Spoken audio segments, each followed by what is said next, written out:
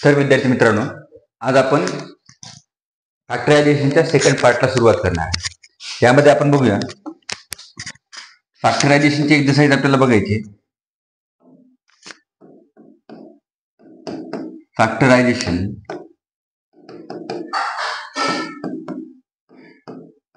Class 8 exercise 12.1 सब question number 2. कोणता question बघायचा आहे? क्वेश्चन नंबर 2 बघायचा. तर बघूया काय दिलेलं आहे आपल्याला. Factorise the following expression. काय दिलेलं आहे क्वेश्चन मध्ये? एक्सप्रेशनला काय करायचं आपल्याला? फॅक्टराइज करायचं. एक्सप्रेशन आणि इक्वेशन मधला फरक माहित असेल तुला तर लक्षात दे. काय दिलेलं आहे आपल्याला expression? 7x minus 42. 7x minus 42. आता किती टर्म्स येतात? 2 टर्म्स. टर्म्स कशा सेपरेट होतात? प्लस और मायनस ने. सो ही एक टर्म झाली आणि ही एक टर्म झाली. आता 7x चे फॅक्टर्स तुला माहिती आहेत. काय आहेत 7x चे फॅक्टर्स? 7 इंटू x आणि 42 चे फॅक्टर्स काय आहेत? 7 इंटू 6. या दोघांमध्ये कॉमन काय? 7. तर ब्रॅकेटमध्ये काय राहते बेटा? x minus 6. सो फॅक्टर काय आले तर 7 आणि x मायनस 6. इथे लिहू शकतो आपण. फॅक्टर्स आर 7, x मायनस 6 देऊ शकता. समजलं? आता दुसरा क्वेश्चन बघूया. काय दिलं आपल्याला? Factorise the following expression. 6p minus 12q. किती टर्म्स येतात? 2 टर्म्स येतात. किती टर्म्स येतात? 2. आता 6p आहे आणि ते 12q आहे. या 12 चे फॅक्टर्स तुला माहिती येतात. 6 इंटू 2. सो याला आपण लिहू 6 into p minus 6 into 2 into Q. दोघांमध्ये कॉमन काय बेटा? 6. हा 6 कॉमन घेतला 6 कॉमन. ब्रॅकेटमध्ये काय राहिलं? p minus 2q. मग फॅक्टर्स काय आले? Factors of given expression are 6 and p minus 2q. समजलंय? आता दुसरं बघूया. Factorise the following expression. Factorise the following expression. काय दिलेलं expression? 7a square plus 14a. 14a दिलेलं आहे 14a. आता 7a स्क्वेअर ला आपण लिहू शकतो 7a into a. a square आहे म्हणजे a मल्टिप्लाइड बाय a लिहू शकतो. प्लस हा 14 7 चा मल्टिपल आहे बेटा. काय लिहू शकतो आपण? 7 इंटू 2 इंटू a. दोघांमध्ये कॉमन काय बेटा? एक तर 7 कॉमन आहे आणि परत काय कॉमन आहे तर a पण कॉमन दिसतोय कॉमन. मग आपण म्हणू शकतो 7a कॉमन घेतल्यानंतर ब्रॅकेट मध्ये काय राहिलं? a प्लस 2 म्हणजे हा एक फॅक्टर आणि हा एक फॅक्टर. कळेल? नंतर बघूया. Minus 16z plus 20z cube आहे असं.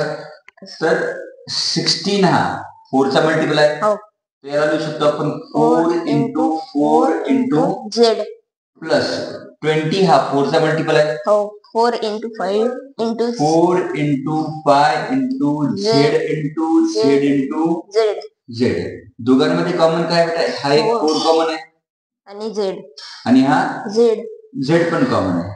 जर आपण 4z कॉमन घेतलं तर ब्रॅकेट मध्ये काय राहिलं? हा मायनस आणि 4 प्लस 5 आणि z स्क्वेअर.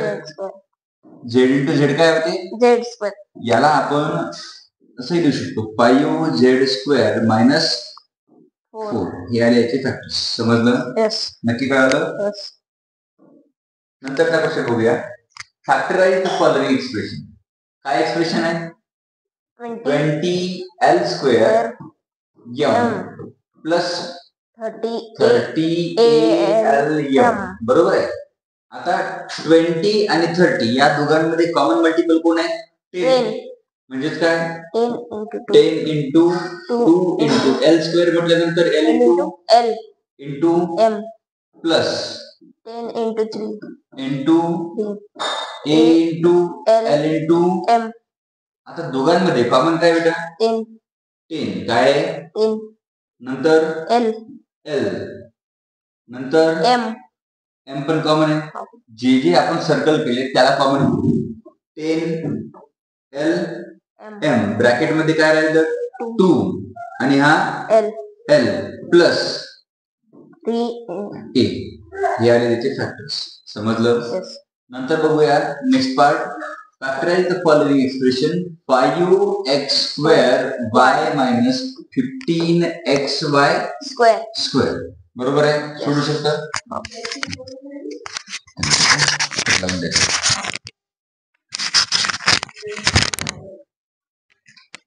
5 आपले 5x चे पहिले फॅक्टर थोडं दूर पकड, हात दूर पकड, हात नको लावून दे. 5 into x good into x into y minus 15 into 5 into 3 into x into y into y. Good. आता मला सांग दोघांमध्ये कॉमन काय काय? 5 अजून x x y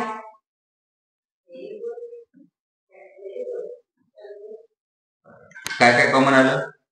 5x y. हे 5x आहे कॉमन.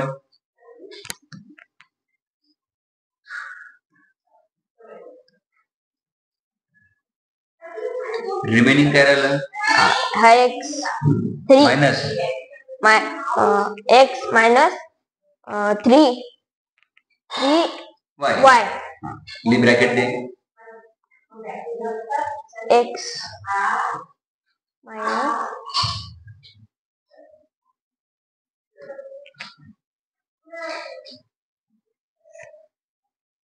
5xy आणि x minus 3y. समजलं? Yes. आता नेक्स्ट बघूया.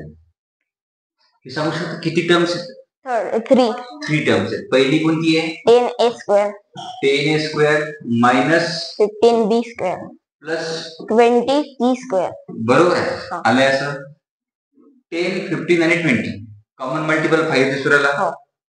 5 into 2 into a into a minus 5 into 3 into b into b plus 5 into 4 into c into c.